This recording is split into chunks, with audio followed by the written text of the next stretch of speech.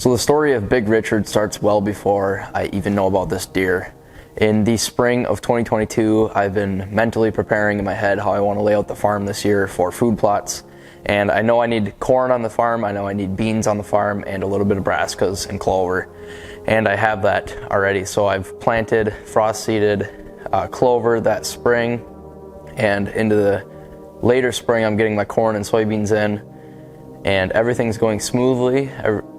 Plants are growing beautifully. I have food on the farm, and I know that this year is going to be a good year. So the way the farm sets up is my grandparents' house is in the dead center of the property, and we have a road surrounding about 3 sides of it, unfortunately, but luckily there's not enough traffic there that it doesn't really bug them.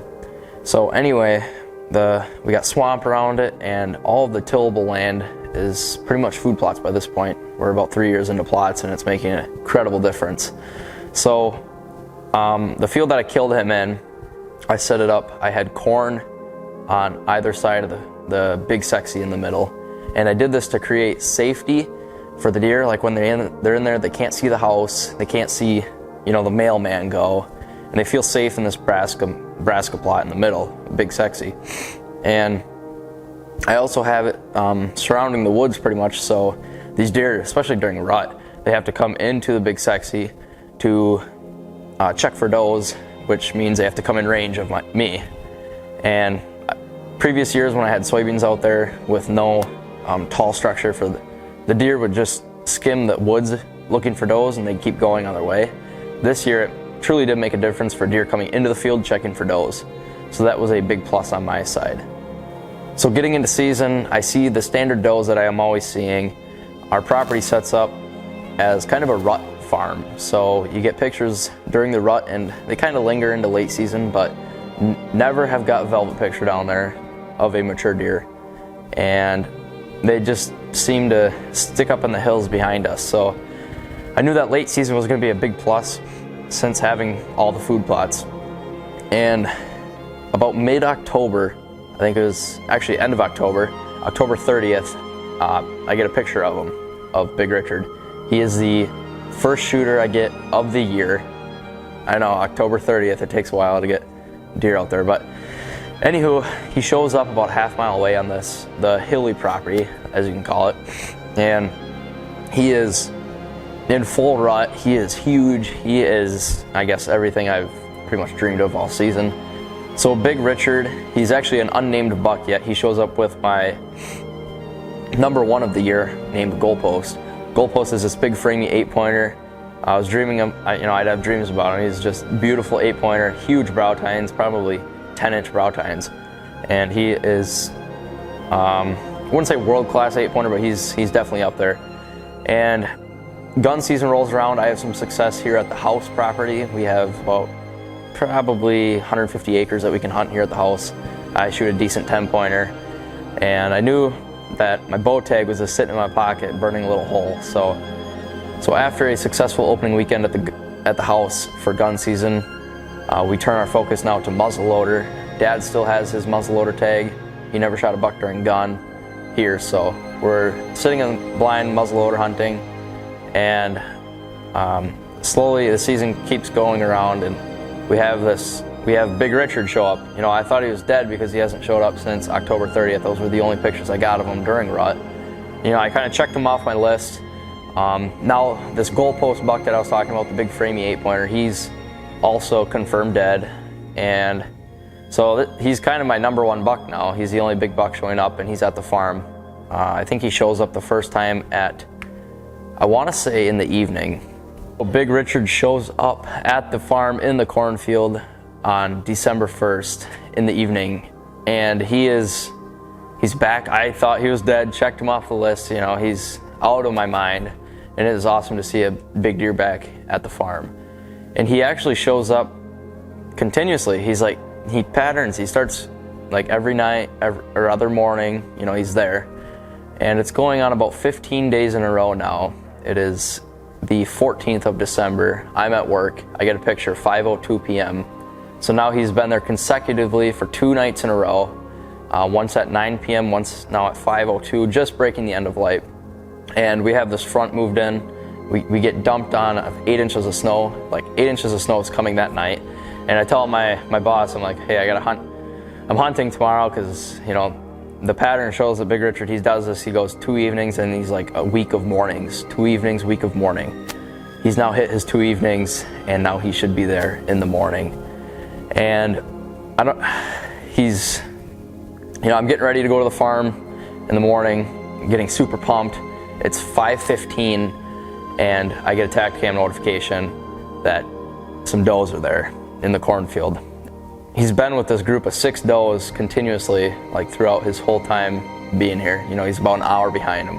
5:15 rolls around and those 6 does enter the cornfield. So now driving to the farm, you know, I'm just like getting pumped, I can feel it. And they sit in the field, I believe, until about 6:15, which late season is pretty much dark out, but it's still dark out. So I'm sitting in my car at the farm watching these notifications come through. You know, I don't want to go out there if they're still eating. So the does are leaving the field and I get out of my car, get all my stuff on, get my bow, and I slowly head to my stand that I have placed strategically for this deer. So I just want to take a little brief moment to talk about the stand. These deer are using a trail coming right under a ladder stand that I have placed there for years. I know I can't sit in this stand because ladder stands are creaky, super creaky during winter when it's cold out. And this trail is right under it, so I know if I'll sit there, I'll get busted and there's no chance of killing this deer. So about a week before this, I go out there with my buddy and I set up in this crooked popple tree, probably leaning somewhat like that. And I set up my saddle platform because this tree is too crooked to put a tree stand in. This is one, you know, great thing about saddle. You can get in trees that you normally can't get in.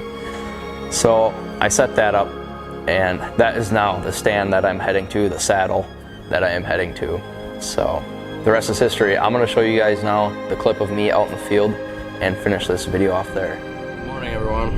It is 6 a.m. I'm headed out to the farm. It gets bright around 7. I got this big buck showing up every single day.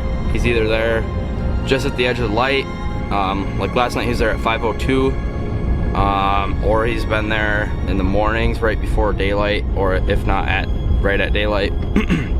So we got 8 inches of snow last night. I figured I'll just be a little late into work in the morning, so because I only have to sit about an hour to know he's not going to show up. So, whew, yeah, I'm pumped. The same group of does were there that he usually falls, about half hour behind. 8 does. They're there right now. They're just actually heading out slowly. Look at this plow truck. Hey, bro. Welcome to Wisconsin. It is snowy out. Anywho, yeah, I'm gonna head to the stand. I got it all set up. Went there last week at night, set it up specifically for this deer. And it's gonna be a hell of a hunt if this works. And hopefully it unfolds like I want it to, and we got a buck going home with us. So yeah, I'm gonna turn the camera off. I'm gonna get everything set up, and yeah, hopefully see you in the stand, I guess. Oh my God. The camera was not recording. It was not recording. Well, it just went down. It just went down. Big Richard just got an arrow through him. Rage is in the cage. Pretty crazy. It is cold out. Battery's on 1 bar. It's like 7:15 right now. And guys, just look at how beautiful it is out here. Come on, doesn't get better than this. Oh, beautiful.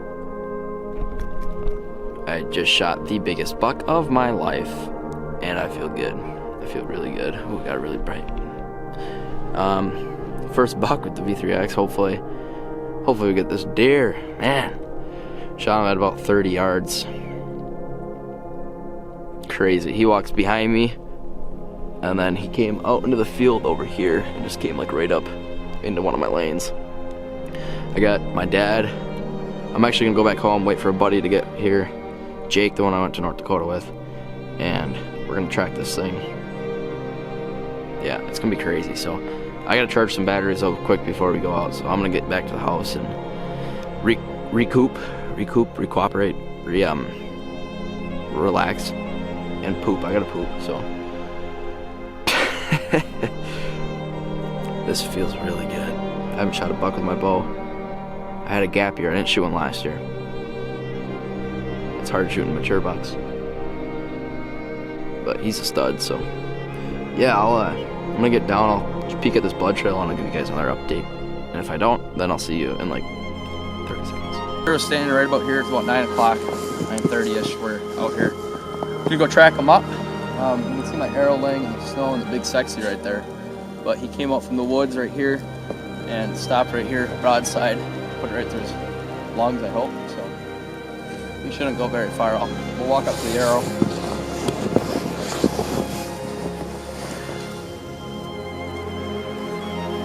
I don't think he went very far. Yeah, looks good. Pretty easy to track in the snow, so we're just gonna follow him out. Oh yeah, look at the corn. Holy crap, look up ahead. Oh yeah, it's a bloodbath. Jesus. Look at that.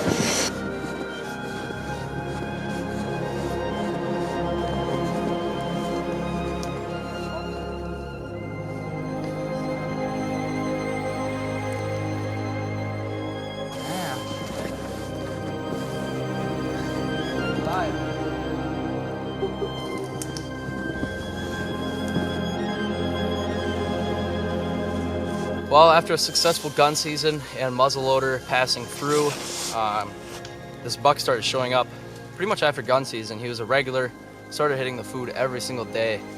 And after the rut, you know, these deer need food because they lose a lot of their body fat chasing does around. And I got one picture of him during October. It was October 30th at 9:30 in the morning. He was there with my #1 deer that I was targeting on his farm. And the #1 ended up kind of fading off, lost sight of him, probably got shot during the Wisconsin gun season. And now I am looking at this deer. So the story of him, he started showing up every single day. It was either he was breaking light at the end of the night, like 5:02 p.m., 7 a.m., 6 a.m. He was here about at the edge of daylight every single day. And I knew he was hitting mornings too once in a while. And I noticed the last 2 nights he was here at the edge of light. And his previous pattern from about 2 weeks ago, he did this and then he shows up next morning right at edge of light. I had him on camera at 6:40 in the morning 2 weeks ago today, and I knew that he would probably be following that pattern similar because they're so reliant on food right now. And sure enough, right at the first light this morning, he walks out 30 yards broadside enough.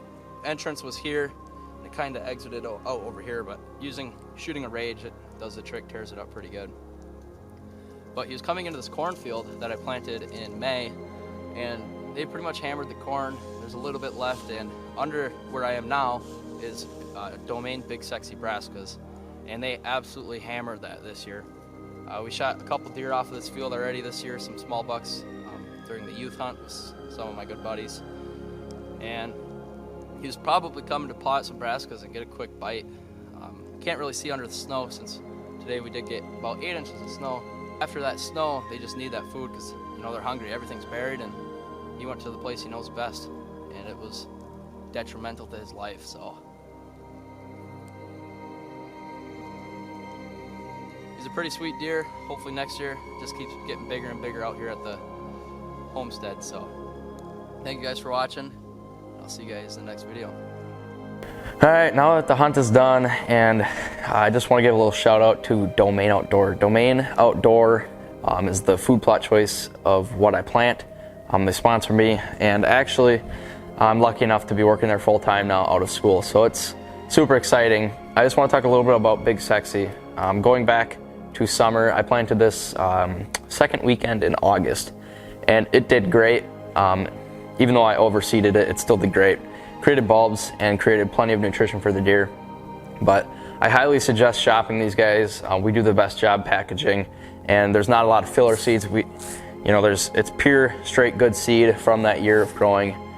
And yeah, I just want to thank Domain for all the opportunities they've given me and the opportunity to hunt on a week morning. So thank you guys for watching this video. I hope you guys enjoyed the hunt, and I will see you guys next time.